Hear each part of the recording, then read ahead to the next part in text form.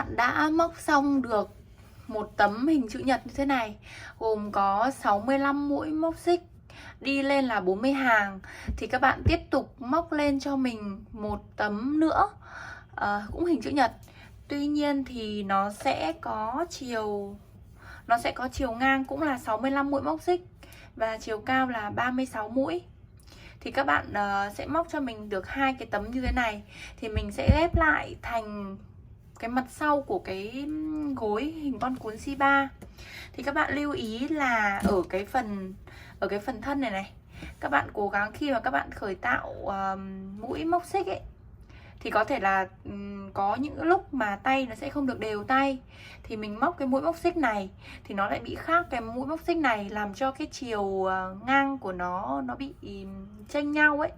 Thì các bạn có thể test lên từ 2 đến 3 hàng để mình xem là khi mà mình test lên, mình móc lên xong thì nó có cái độ co ấy, độ co của cái sản phẩm ấy, thì mình sẽ đo vào cái phần thân này xem là cái phần này nó đã đặt bằng được chưa. Sau khi mà bằng rồi thì mình mới yên tâm mình móc lên 40 hàng. Đó, sau đó thì cái ở tấm này thì mình sẽ là 36 hàng. Thì các bạn dừng lại. Khi các bạn móc xong 36 hàng này thì mình sẽ hướng dẫn tiếp cho các bạn để các bạn làm cái phần khuyết để mình gài cúc, 3 cái cúc vào đây. Còn bên này, còn cái tấm này thì mình sẽ làm khuyết. Cái tấm mà 36 hàng thì mình sẽ làm 3 cái khuyết để mình gài cúc vào. Đó, thì sau khi mà các bạn đã thực hiện xong được 2 tấm thì tới cái hàng thứ 37, tới hàng thứ 36 ở đây thì chúng ta sẽ lên, thì mình sẽ chia làm 3 khoảng, thì sẽ tỷ lệ là chúng ta sẽ móc đây một mũi bính này, thì các bạn sẽ móc cho mình là 13 mũi đơn. Đầu tiên là 13 mũi đơn này, 3 4 5 6 7 8 9 10 11 12 13. Sau khi 13 mũi đơn xong thì chúng ta sẽ lên là 4 mũi móc xích, 4 mũi. Sau đó các bạn đếm này, 1 2 3 4, móc vào chân thứ 5, 1 mũi đơn. Đó. Sau đó thì chúng ta tiếp tục 1 2 3 4 5 6 7 8 9 10 11 12 13. Các bạn móc này, 1 2 3 4. Chúng ta lại tiếp tục đếm, bỏ qua 4 chân, 1 2 3 4, móc vào chân thứ 5, 1 mũi đơn.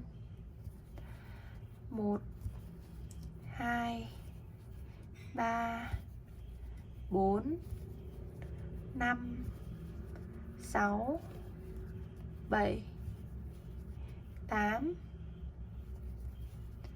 9 10 11 12 13. 1 2 3 4, 1 2 3 4, móc vào chân thứ 5. Và các bạn sẽ móc nốt là 14 mũi đơn còn lại.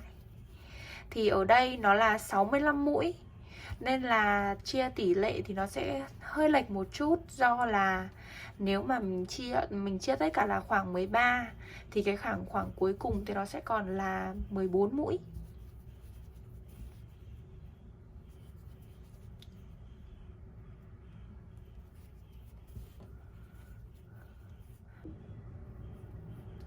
Sau khi móc đến cuối hàng thì các bạn sẽ lên một mũi móc xích và móc một hàng 65 mũi đơn nữa.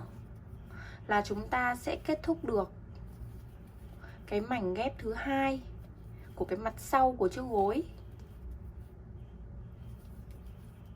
Để mà chiếc gối nó không bị cong ấy, thì sau khi mà móc xong được cái hàng này rồi ấy, cái hàng 65 mũi này rồi ấy, nó là hàng số đây này 36 này, móc lên 37, 38, hàng này hàng 39, thì các bạn sẽ thực hành cho mình. Sau khi móc xong cái hàng 39 này thì các bạn sẽ thực hiện cho mình là một hàng mũi chuột để nó để cái phần sản phẩm của mình nó không bị cong lên ấy, nó sẽ cứng cáp cái phần mép. Thì sau khi mà hướng dẫn xong cái hàng này thì mình sẽ thực hành cái hàng mũi chuột. Hàng mũi chuột thì nó là cái mũi cơ bản thứ 5.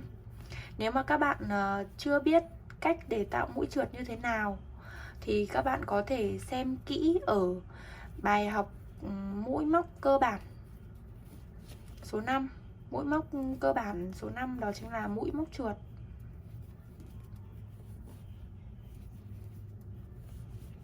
Mũi móc chuột thì thường hay là kết thúc cái mép sản phẩm ấy, thì chúng ta sẽ thực hành một hàng mũi chuột để cho sản phẩm nó không bị cong.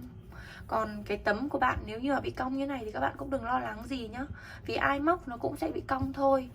Tuy nhiên thì khi mà mình sẽ khâu vào ấy, khâu vào sản phẩm như thế này thì nó sẽ không hề bị cong, nó sẽ không cong một chút nào cả. Giờ thì nó cong thôi. Đó. Sau khi mà các bạn đã móc xong được 65 mũi đơn của hàng số 39 thì các bạn thực hành cho mình một hàng cuối cùng, đó chính là hàng mũi chuột. Các bạn quay lại này. Móc mũi chuột thì các bạn móc như sau. Chúng ta sẽ đâm kim xuống này, kéo lên qua. Khi này ở trên vòng đang có, trên kim đang có một vòng tròn, các bạn lấy len qua luôn vòng tròn đó. Đó.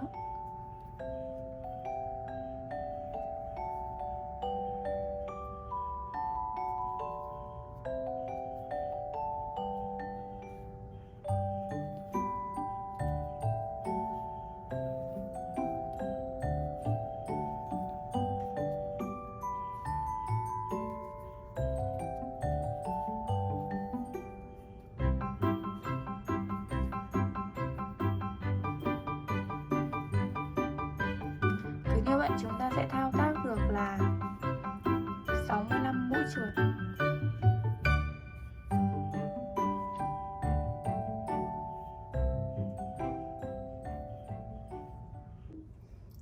Tiếp theo đến cái phần khâu hai mảnh lại với nhau thì các bạn có thể thấy là ở mặt phải thì ở mặt phải bên này thì chúng ta sẽ có 65 mũi đơn, ở mặt trái thì chúng ta cũng gây là 65 mũi đơn.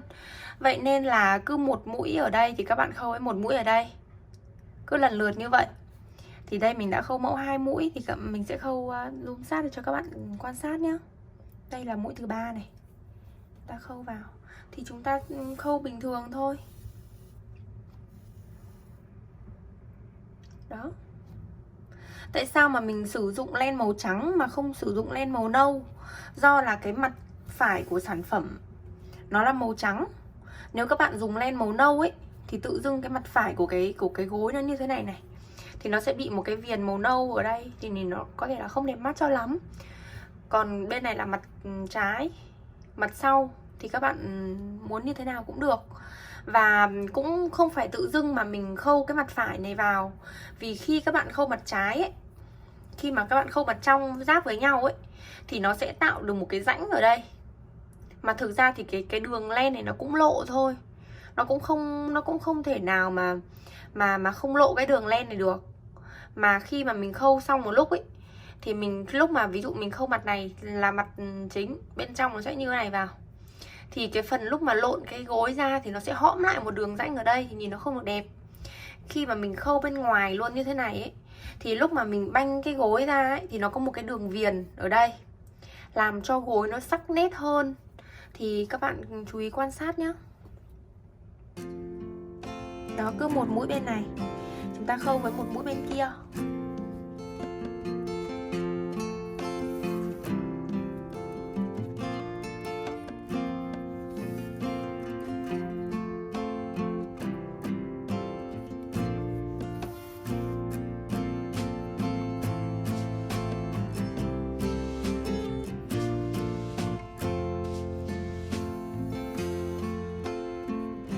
Đó, như vậy là chúng ta gặp nhau ở cuối hàng.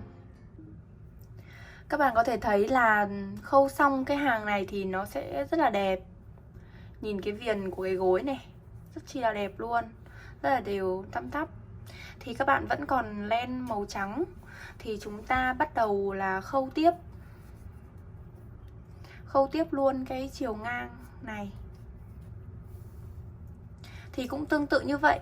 Thì các bạn sẽ để ý là cái chiều này thì chúng ta sẽ nhìn theo hàng. Thì ở đây nó là 1, 2, 3, 4. Cứ mỗi một cái vạch này là gồm có 2 hàng. Thì các bạn sẽ để ý là đây là một mũi này. Xong giữa đây là một này, giữa 2 hàng này. Giữa này. Nói chung là chúng ta sẽ khâu vào giữa 2 hàng. Bên đây thì cũng y chang như vậy. Cứ một mũi ở đây thì chúng ta sẽ khâu sang. Đó.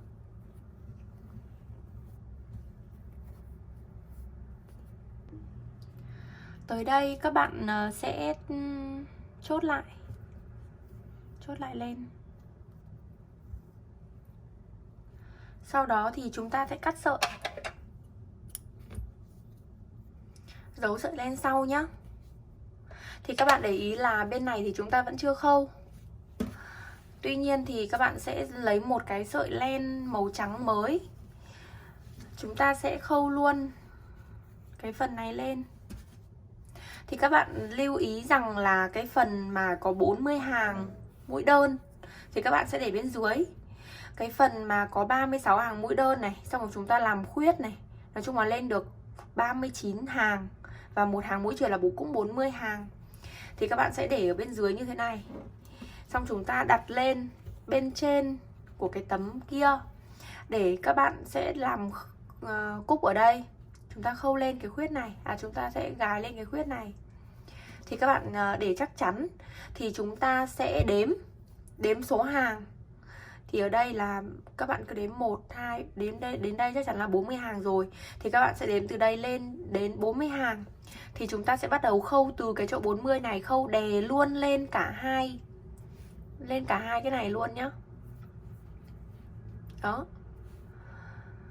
Khâu đè lên. Sau đó tới đây thì các bạn khâu thì nó trùng nhau, trùng mũi. Tới đây thì sau khi mà chúng ta khâu đè lên một cái, đè vào đây, một đè vào cả hai, thì chúng ta tiếp tục khâu nốt đến đây là kết thúc. Tại sao mà mình không khâu cái mặt trong sau đó thì lộ ra ngoài? Thì các bạn sẽ để ý là kiểu gì thì kiểu lúc mà khâu xong màu trắng hoặc là màu nâu thì nó cũng lộ ra một đường. Ví dụ ở mặt nâu này thì mình sẽ lộ ra đường trắng, mà mặt trắng thì tất nhiên là mình sẽ đẹp, bởi vì mặt này mặt phải. Còn nếu như mà mình khâu từ bên trong sau đó thì mình mới lộ ra ngoài thì các bạn sẽ thấy ở đây này. Đó, thì nó vẫn cứ lộ ra cái hàng trắng như thế này. Mà các bạn sẽ thấy là cái gối mình ấy, khi mà mình làm như thế xong mình lộ ra ấy, thì cái khối nó sẽ bị lõm xuống như này.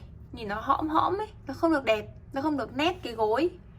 Đấy, còn nếu như mà khi mà các bạn khâu bên ngoài thì khi mà mình lồng cái ruột gối vào thì cái phần mép gối nó rất là nét, nó rất là căng. Nó kiểu nó tạo một cái đường gân như này rất là đẹp cho cái gối ôm của mình. Đó, thì mình mới lựa chọn là khâu bên ngoài. Còn nếu mà các bạn thích khâu bên trong thì các bạn vẫn có thể khâu được. Tuy nhiên thì cái đường trắng thì nó vẫn lộ ra nhá. Đó, sau đó thì tiếp tục chúng ta đếm lấy một sợi len mới, sau đó chúng ta khâu thôi. Mình sẽ gặp lại các bạn sau khi mà chúng ta đã khâu xong nhá. Giờ các bạn bắt đầu chọn cúc. Thì để chiếc gối có cái màu sắc vintage hơn thì mình khuyên các bạn nên lựa chọn là cúc gỗ. Cúc gỗ có màu có thể là màu kem màu be hoặc là màu hơi nâu vàng thì nó sẽ ăn xăm được với cái phần đằng sau của chiếc gối. Thì chúng ta sẽ sử dụng là cúc 20mm. Cái cúc 25 này thì không vừa này. Thì các bạn có thể ướm thử, các bạn đi qua. Đó, thấy nó lọt là được. Không thì các bạn có thể sử dụng cúc handmade with love. Thì cũng thể hiện thương hiệu là chúng ta làm bằng tay, cúc bằng tay. Đó, đều vừa cả. Thì ở đây mình sẽ sử dụng cúc cây nhá. Mình thích cúc cây hơn. Hoặc là cúc hen thì sao nhỉ? Cúc hen thì các bạn lưu ý là lúc mà mình khâu ấy thì mình sẽ để chữ handmade with love như thế này. Thôi, mình sẽ sử dụng cúc handmade with love.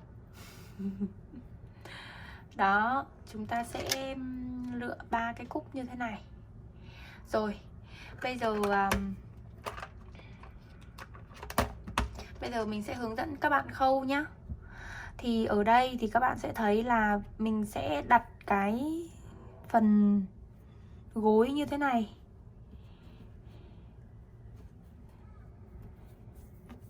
Thì có phải là cái phần lỗ nó sẽ ứng với cái phần khoảng trống này thì nó sẽ nằm ở giữa chiếc cúc luôn. Thì các bạn sẽ sử dụng cái ghim định vị này. Chúng ta xiên xuống. Thì đây, cái ô này chính là cái ô để chúng ta khâu cái cúc vào. Thì các bạn sẽ khâu luôn ở phía này nhá.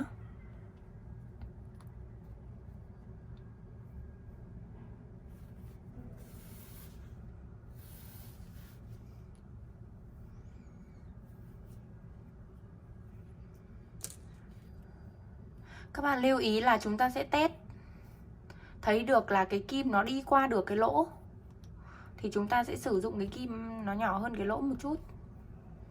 Đó. Cái gối này, mặt này chính là mặt thẳng. Thì đây, chính là như thế này thì nó phù hợp.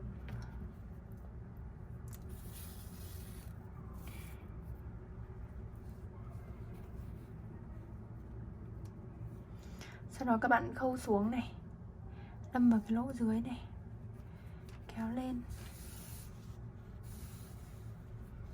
Sử dụng len khi mà khâu cúc thì nó sẽ rất là chắc chắn. Do là cái sợi len zin thì nó gồm có 5 sợi. Các bạn cũng hoàn toàn cũng có thể sử dụng chỉ cũng được. Tuy nhiên thì mình sẽ sử dụng luôn cái chất liệu len để nó ăn xăm được với cái phần vải của cúc, phần vải gối ấy. Cái phần này thì nó sẽ không bị lộ cái đường khâu.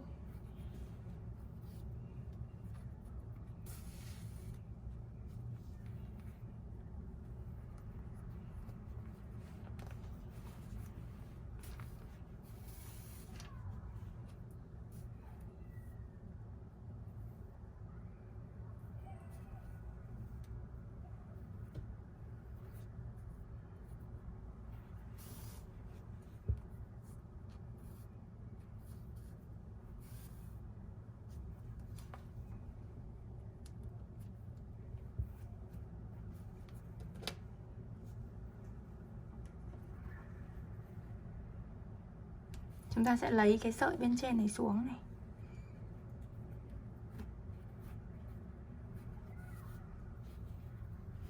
Và các bạn buộc lại. Buộc bình thường thôi, như chúng ta buộc dây vậy. Thắt lại. Thắt 2 lần luôn. Sau đó thì chúng ta sẽ giấu sợi sau.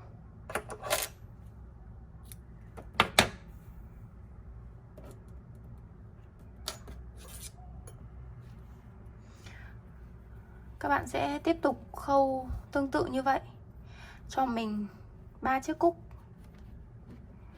Đây, như thế này. Rất là đẹp. Một phần không thể thiếu nữa, sau khi mà các bạn đã khâu xong 3 chiếc cúc rồi thì chúng ta sẽ làm ruột gối. Làm ruột gối thì phụ thuộc vào kích thước của chiếc gối mà các bạn vừa tạo. Như ở đây của mình thì là chiếc gối có chiều có cạnh là 29cm, thì mình sẽ cắt một tấm vải hình chữ nhật có chiều ngang là 29cm, chiều dài là 58cm. Sau đó thì mình sẽ gập đôi lại, mình sẽ khâu viền vào. Sau đó thì đến cái phần cuối thì mình sẽ bắt đầu nhồi bông. Thì mình đã chuẩn bị sẵn một tấm vải như thế này. Thì các bạn có thể sử dụng một tấm vải, có thể là vải thừa cắt ra từ quần áo cũ, hoặc là mình ra tiệm vải mình mua một chút vải thôi. Thì mình sẽ cắt là 29 này. Thì có thể là các bạn sẽ cắt rộng hơn để mình khâu cái viền cho nó thoải mái. Thì các bạn có thể là cắt là 30 đến 32cm này. Xong chiều ngang của nó là 58 đến khoảng 64. Sau đó thì mình sẽ gập đôi lại để mình khâu viền vào. Sau đó thì đến cuối thì mình bắt đầu mình nhồi bông hạt vào. Các bạn có thể là nhồi nhiều hoặc là nhồi ít, tùy vào cảm nhận của mỗi người nhé. Mình đã cắt xong tấm vải thì các bạn có thể gập mặt trái ra ngoài như thế này. Mặt phải thì mình để ở bên trong, để lát nữa khâu xong thì mình sẽ lộn ra. Các bạn sẽ dùng bút để kẻ cho cái đường khâu của mình trở nên thẳng hơn vào mặt trái. Ở cái mép này thì chúng ta sẽ không cần phải khâu nữa. Mình sẽ chỉ cần khâu 3 mép thôi. Thì các bạn cứ khâu bình thường.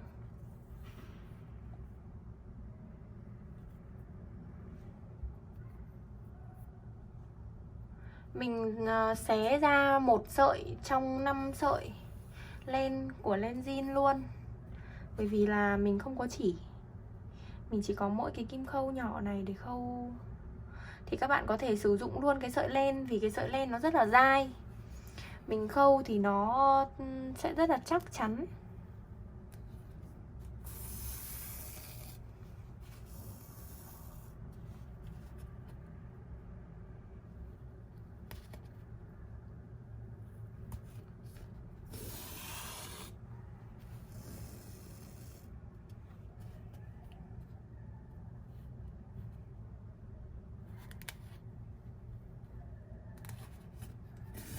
Mình khâu theo cái đường mà mình đã kẻ sẵn ấy, thì chắc chắn là lúc mà xong sản phẩm thì nó sẽ rất là thẳng.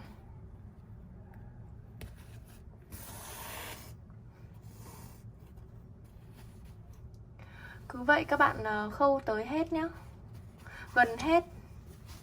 Còn một phần như thế này thì chúng ta sẽ lộn ra và chúng ta bắt đầu nhồi bông vào.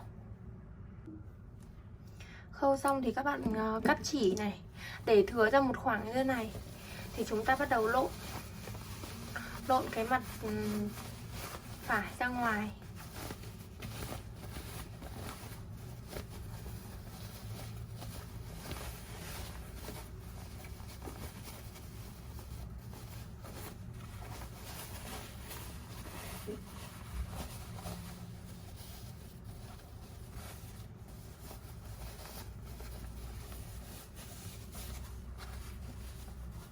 Các bạn có thể thấy là phần gối mà mình khâu rất là thẳng, do là bên trong mình đã kẻ một đường rồi.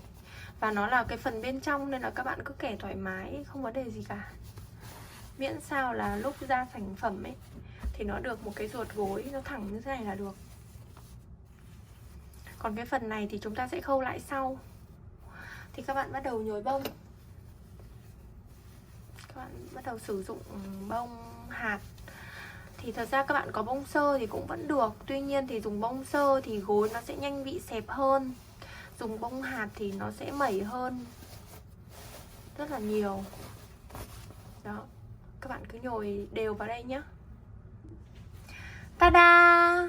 Cuối cùng thì sau khi các bạn đã nhồi đầy ruột gối thì chúng ta sẽ khâu nốt cái miệng còn lại vào. Giờ thì chúng ta sẽ nhét ruột gối vào bên trong vỏ gối.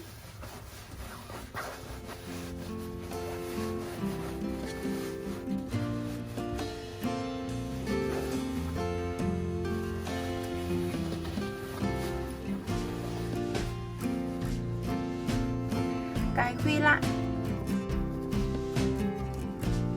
Đó. Trời ơi, đẹp quá.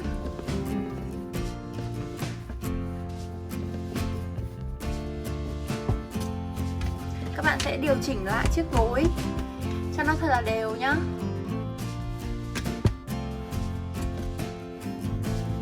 Chiếc gối này thì rất là đáng yêu, có thể trang trí phòng khách này, phòng ngủ, hoặc là dựa lưng khi làm việc.